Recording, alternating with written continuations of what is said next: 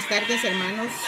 Espero que el Señor les bendiga de manera especial en este día jueves, que cada uno de ustedes esté gozando de esas bendiciones y dispuestos para el estudio de este día, que siempre continúa la disciplina eclesiástica, y la lección número 3 habla de la jurisdicción.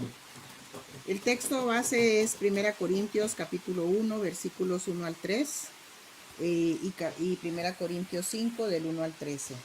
También el libro de disciplina en su capítulo 2, los incisos del 1 al 7. Vamos a memorizar el versículo número 2 del capítulo 1 de 1 Corintios, que dice: a la iglesia de Dios que está en Corinto, a los santificados en Cristo Jesús, llamados a ser santos con todos los que en cualquier lugar invocan el nombre de nuestro Señor Jesucristo, Señor de ellos y nuestro. 1 Corintios capítulo 1, versículo 2. Espero que cada uno pueda siempre estar en su reunión compartiendo las lecturas y compartiendo el ejercicio de memorización. El propósito de esta lección es fortalecer el concepto de jurisdicción y lo que es ser miembro o membresía de una iglesia local. Describir los niveles en que se aplican estos términos para ejercer la disciplina judicial o administrativa. Analizar la manera correcta de entender la relación de un miembro de iglesia o pastor con su iglesia o presbiterio respectivamente. En las lecciones anteriores, hermanos, hemos mencionado la palabra jurisdicción y hemos dicho que es el área o judicatura a la cual corresponde juzgar los casos de disciplina que se presenten. Vamos a partir de que un miembro de una iglesia local está bajo la jurisdicción de un consistorio y todo ministro o pastor está bajo la jurisdicción de un presbiterio. Solamente en caso de que un consistorio no esté ejerciendo la debida disciplina administrativa judicial, o que sea un consistorio que no toma acciones y hay situaciones preocupantes en la iglesia, entonces el asunto puede pasar a la judicatura más alta, que en este caso sería el presbiterio, ¿verdad? Y del presbiterio al sínodo en caso fuera necesario. En esta lección y con esto que hemos dicho, mis hermanos, siempre tenemos que entonces concluir de que como miembros de una iglesia pertenecemos a ella y es ella la que por medio del consistorio nos va a juzgar. En el caso de los pastores pertenecemos a un presbiterio y ese presbiterio es el que nos va a juzgar. Pero como se dan casos en que a veces nos movemos a vivir, a residir en otro lado, pues por eso en el libro de disciplina se contempla un capítulo que habla de la jurisdicción para tratar estos casos. La membresía. Cuando recibimos al Señor, hermanos, en primer lugar, ¿verdad? Lo recibimos en nuestro corazón. Somos discipulados en la iglesia donde nosotros nos acercamos y nos bautizamos o nos reciben públicamente como miembros, entonces ya pasamos a formar parte de la membresía de la iglesia. Pero formamos parte de esta membresía en dos formas. En una es que somos miembros de la iglesia de Cristo, que está dispersa en todo el mundo, pero también somos miembros de una iglesia local en particular, con la cual tenemos relación y comunión. En ella participamos y desarrollamos nuestros dones. Ahí ofrendamos y diezmamos. Ser miembro de esa iglesia es estar bajo su gobierno y disciplina, ¿verdad? Y es la iglesia con la cual nosotros nos identificamos, ¿verdad? Y siempre decimos, pues yo pertenezco a la iglesia tal. Y es más justo decir pertenezco, ¿verdad? Muchos dicen yo persevero en tal iglesia, pero perseverar no es la palabra más apropiada cuando hablamos de jurisdicción. En 1 Corintios capítulo 1, versículos 1 al 3, nosotros podemos ver cómo Pablo saluda en específico a la iglesia que está en Corinto, es decir, que está saludando a una iglesia local.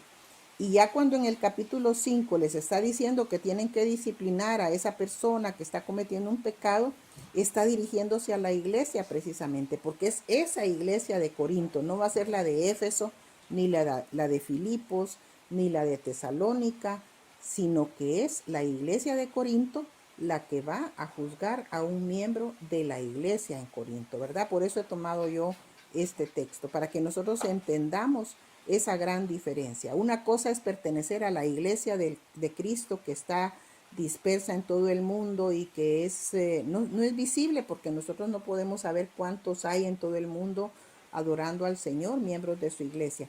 Pero es el énfasis en esa membresía a una iglesia local con la cual nosotros participamos. Entonces, pasamos, fíjense, nuestra vida siendo miembros de una iglesia local. Nos identificamos con ella.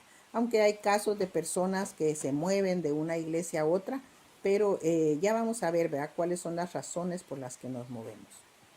El traslado de miembros o ministros. Todo lo que vamos a hablar acerca de la membresía y de esos traslados que pueden haber o movimientos que hacemos de residencia, siempre nos vamos a referir a los miembros relacionándolos con la iglesia, con su iglesia, y a los ministros relacionándolos con su presbiterio.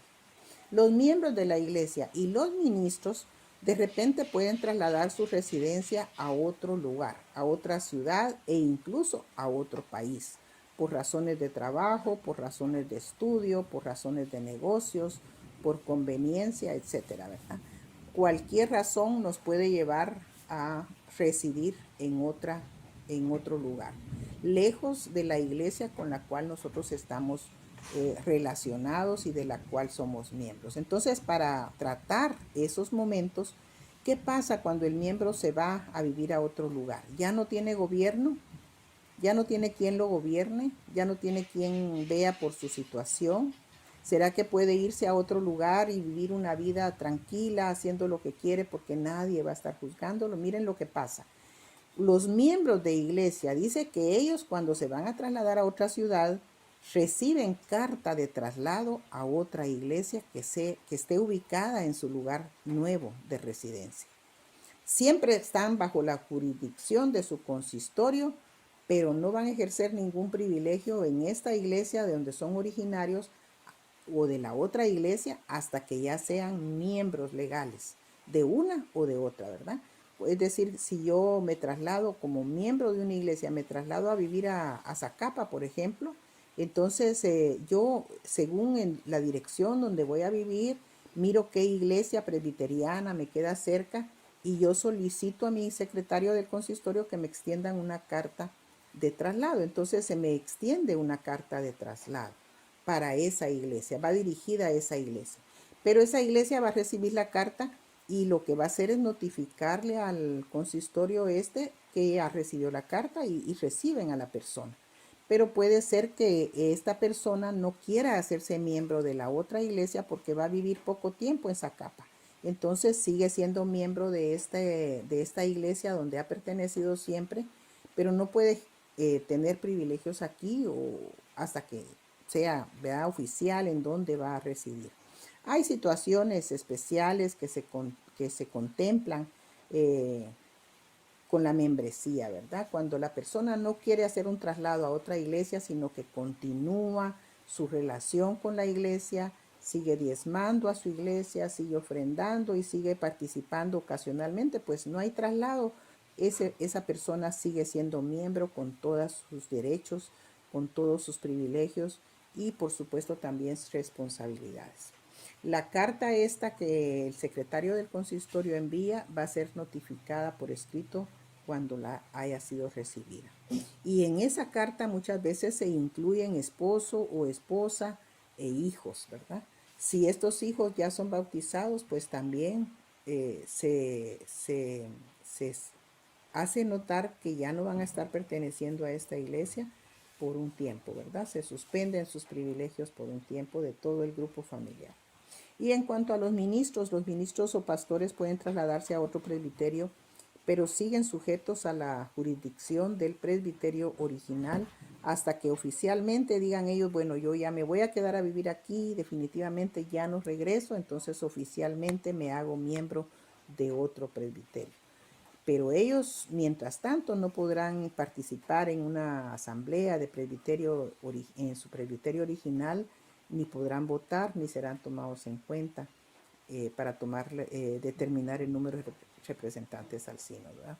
Los miembros de iglesia o de ministros que devuelvan su carta de traslado dentro de un año contado desde la fecha en que se autorizó su traslado, se consignará en acta su regreso y se restaurarán a sus privilegios. Es decir, el miembro de iglesia no queda en el aire. El pastor o ministro tampoco queda en el aire. Siempre va a tener jurisdicción su iglesia original, o si hacen un traslado formal y quitan su membresía de la iglesia que originalmente los acogía para la otra iglesia, entonces ya estarán bajo la jurisdicción de otra iglesia. Cuando hay, fíjense que en el libro de disciplina se contempla este caso, disolución de iglesia. Nosotros creo que no lo hemos visto, que una iglesia se disuelva. Una iglesia se puede disolver por muchas razones, ¿verdad? Eso sería otro tema de otra lección. No es muy común, pero está contemplado en el libro de disciplina los casos en que pueda surgir el disolver una iglesia.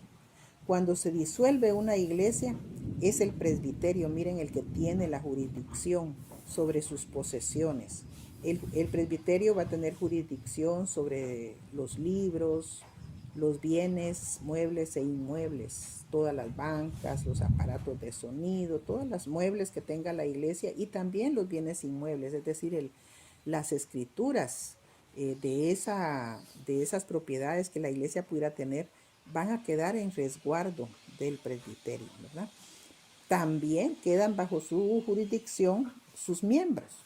Entonces a estos miembros se les puede trasladar a otra iglesia de las que están más o menos cercanas a criterio de los miembros, ¿verdad? Es decir, se cerró, vamos a poner por ejemplo la iglesia presbiteriana de Estancia de la Virgen, se tuviera que disolver, entonces los hermanos que quedan, los miembros que quedan, generalmente fíjense que se disuelve una iglesia porque hay poca membresía, porque hay poca participación y no tienen un presupuesto, un ingreso para poder seguirse sosteniendo. A veces hay iglesias que pagan un alquiler por el lugar donde se reúnen, no es propio y ya no pueden continuar, ¿verdad? Entonces, en ese caso se disuelve, ¿verdad? Pero los miembros, los pocos miembros que todavía estén, tienen que estar bajo la jurisdicción de su presbiterio y ellos van a recibir carta de traslado para la iglesia a donde ellos quieran congregarse.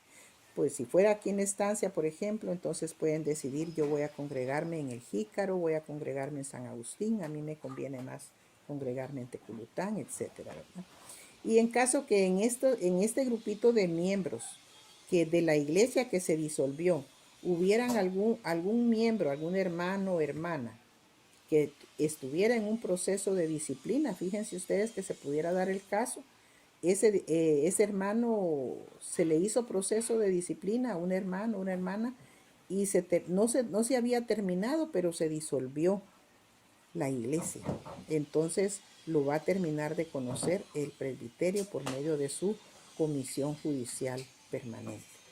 De igual manera, hermanos, al disolver un presbiterio va a ser el sínodo el que asuma exactamente como lo vimos anteriormente la jurisdicción sobre dicho presbiterio, sus libros, bienes, muebles e inmuebles y sobre sus ministros, sus pastores y pastoras. Va a seguirse el mismo procedimiento, ¿verdad? En caso que hubiere un proceso de disciplina sin concluir.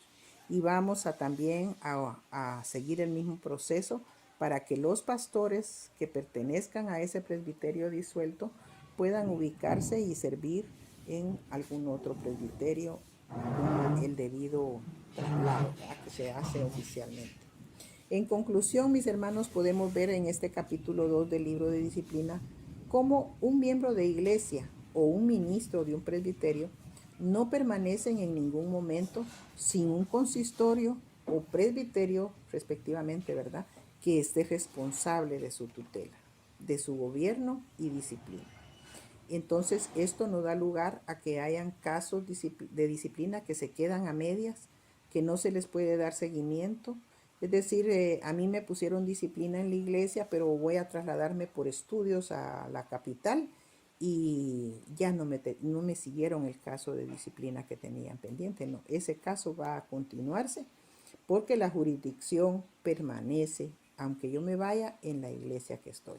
Salvo que yo decida formalmente terminar mi membresía en esta iglesia y hacerme miembro oficial de la otra, entonces ya la otra iglesia estará pendiente de ese caso que no se ha concluido.